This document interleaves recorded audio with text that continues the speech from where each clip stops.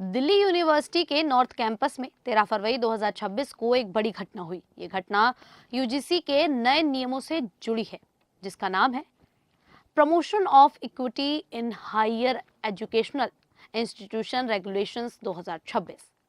ये नियम उच्च शिक्षा में जाति के आधार पर भेदभाव रोकने, समानता बढ़ाने और एससी, एसटी, ओबीसी समुदायों के लिए बेहतर अवसर देने के लिए बनाए गए हैं।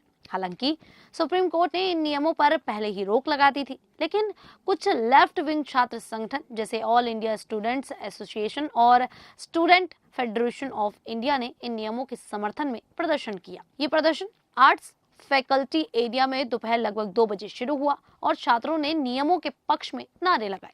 घटना ने यूनिवर्सिटी और सोशल मीडिया पर काफी चर्चा पैदा कर दी, क्योंकि सुप्रीम कोर्ट के स्टे के बावजूद छात्र आंदोलन में शामिल हुए। इस प्रोटेस्ट में रुचि तिवारी, जो एक इंडिपेंडेंट यूट्यूबर और पत्रकार हैं, वो अपने यूट्यूब चैनल ब्रेकिंग ओपिनियन के लिए ये प्रोटेस्ट कवर करने गई थी। उनके मुताबिक जब वे वहां पहुंची तो कुछ लोगों ने उनका नाम पूछा और उनका सरनेम तिवारी सुना, जो ब्राह्मण समुदाय से जुड़ा है। इसके बाद भीड़ ने उन्हें घेर लिया। लगभग 500 लोगों की भीड़ ने उन पर हमला कर दिया, उनके बाल खींचे, गला दबाने की कोशिश की, कपड़े फाड़ने की कोशिश की और कुछ लड़कियों ने कान में फुसफुसाकर डरावनी धमकियां दी कि आज तेरे साथ बहुत बुरा होगा। ये सब सिर्फ इसलिए हुआ क्योंकि वो ब्राह्मण थी, ऐसा रुचि तिवारी का कहना है।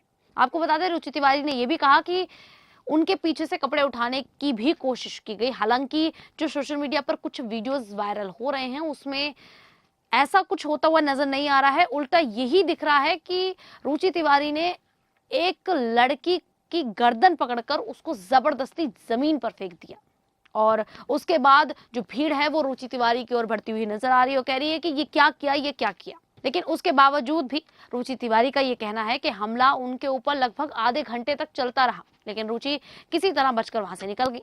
बाद में उन्होंने मॉरिस नगर पुलिस स्टेशन में एफआईआर दर्ज कराई। कई वीडियो सोशल मीडिया पर वायरल हुए जिनमें भीड़ उन्हें घेरते, धक्का मारते और हाथापाई करते दिख रही है। बहुत सी वीडियोस में ये भी दिखाई दे रहा है कि रुचि तिवारी के हाथ पकड़कर बहुत सी लड़कियां उन्हें जबरदस्ती पुलिस के पास खींचती हुई लेकर जा रही हैं, लेकिन रुचि तिवारी धीरे धीरे करके कोशिश करके अपने पैर पीछे की ओर बढ़ा रही हैं। इतना ही नहीं, दूसरी तरफ एआईएसए और लेफ्ट विंग के लोगों का कहना है कि रुचि तिवारी ने खुद विवाद शुरू किया था और अगर वीडियो को बहुत गौर से देखा जाए तो कहीं ना कहीं रुचि तिवारी की गलती भी नजर आती हुई दिख रही है। एआईएसए के national general secretary Prasannajit Kumar ने कहा, रुचि स्टूडेंट से बहस कर रही थी और दलित और रिजर्वेशन जैसे मुद्दों पर मजाक भी कर रही थी। उन्होंने एक महिला यूट्यूबर या स्टूडेंट को भी धक्का दिया। प्रसन्नजीत का कहना है कि भीड़ ने उन्हें इसलिए घेरा क्योंकि उन्होंने माहौल खराब किया, लेकिन किसी ने मारपीट नहीं की। एआईएसए की लीडर अंजलि कुमारी और कई लोगों ने रुचि को बचाने की कोशिश की। उनका कहना है कि तब एबीवीपी के लोग हमला करने आए। एआईएसए का यह भी दावा है कि एबीवीपी ने पुलिस स्टेशन घेर लिया और उनके लोगों को निशाना बनाया। कुछ लोगों के नाम भी सामने आए हैं, जैसे नेहा बोरा, एआईएसए की नेशनल प्रेसिडेंट जेएनयू से, गुरकीरत जो पहले स्लोगन्स के केस में भी थी, और प्रोफेसर जितेंद्र मीना। यानी एआईएसए के अनुसार असली हिंसा राइट विंग के लोगों ने की थी और लेफ्ट विंग के केवल रुचि को बचाने की कोशिश कर रहे थे। अखिल भारतीय विद्यार्थी परिषद ने रुचि तिवारी का समर्थन किया। दिल्ली एबीवीपी स्टेट सेक्रेटरी सार्थक शर्मा के अनुसार ये मीडिया और प्रेस पर हमला है और लेफ्ट विंग के लोग हिंसा फैला रहे हैं। उन्होंने पुलिस से सख्त कार्रवाई की मांग भी की है।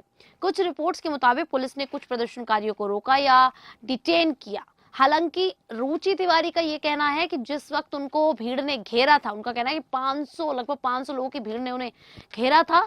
उनका कहना था कि पुलिस दूर खड़ी खड़ी सिर्फ देख रही थी, कुछ नहीं कर रही थी, जबकि वीडियो में साफ दिखाई दे रहा है कि पुलिस भीड़ में घुसकर वहां पर लोगों को, रुचि तिवारी को बचाने की, पकड़ने की कोशिश कर रही है।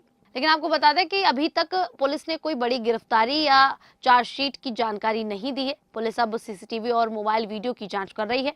अभी ये साफ नहीं है कि सच कौन कह रहा है, क्योंकि जांच जारी है। रुचि तिवारी के वीडियो और बयान में हमला साफ दिखता है और उन्हें मिली धमकियों को कई मीडिया आउटलेट जैसे ANI, मिंट रिपब्लिक ने कवर किया। लेकिन AISA का कहना है कि रुचि ने पहले विवाद शुरू किया था और वे पहले से ही कई संवेदनशील मुद्दों जैसे दलित रिजर्वेशन पर कंटेंट लेकर विवादों में रहती हैं। आपको बता दें कि अभी हाल ही में जंतर मंतर पर एक प्रोटेस्ट हुआ था। उस प्रोटेस्ट में रुचि तिवारी का जो एक वीडियो है वो भी अब इस वक्त तेजी से वायरल होता हुआ नजर आया। उस वीडियो में रुचि तिवारी लोगों से कहती दिखाई दे रही हैं, लोग से सवाल करती हुई दिखाई दे रही हैं कि आपको पानी कब नहीं पीने को मिला।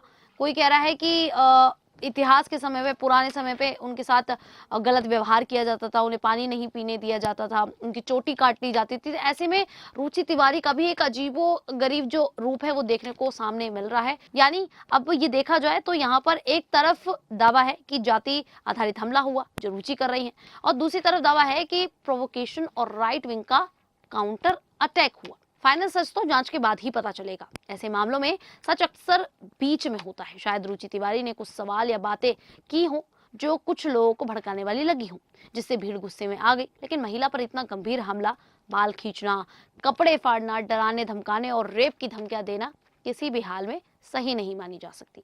पुलिस की पूरी जांच, गवाहों के बयान, सीसीटीवी फुटेज और मोबाइल रिकॉर्ड ही साफ बताएंगे कि हिंसा की शुरुआत किसने की और इसमें जाति का कितना एंगल था। अब तक ABVP और राइट विंग मीडिया रुचि की स्टोरी को आगे बढ़ा रहे हैं, जबकि लेफ्ट और कुछ इंडिपेंडेंट सोर्स प्रोवोकेशन का एंगल दे रहे हैं। कुल मिलाकर ये दिल्ली यूनिवर्सिटी के स्टूडेंट पॉलिटिक्स का क्लासिक मामला है। लेफ्ट बनाम राइट, जाति बनाम मेरिट, UGC के नियम बनाम सुप्रीम कोर्ट स्टे। हिंसा दोनों तरफ से हो सकती है, लेकिन यहाँ खासकर महिला जर्नलिस्ट पर हमला हुआ है। उम्मीद है कि पुलिस जल्द रिपोर्ट देगी ताकि सच सामने आए और दोषियों पर सख्त कार्रवाई की जाए। खैर, आप लोगों को क्या लगता है कि इस पूरे मामले में कौन गलत हो सकता है? आप हमें अपनी राय भी कमेंट करके जरूर दें। अभी के लिए इतना ही, फिर हाजिर होंगे ऐसे ही देश और दुनिया जुड़ी बड़ी खबरों के साथ। तब तक के लिए देखते रहिए द न्यूज़ 15 दिल्ली।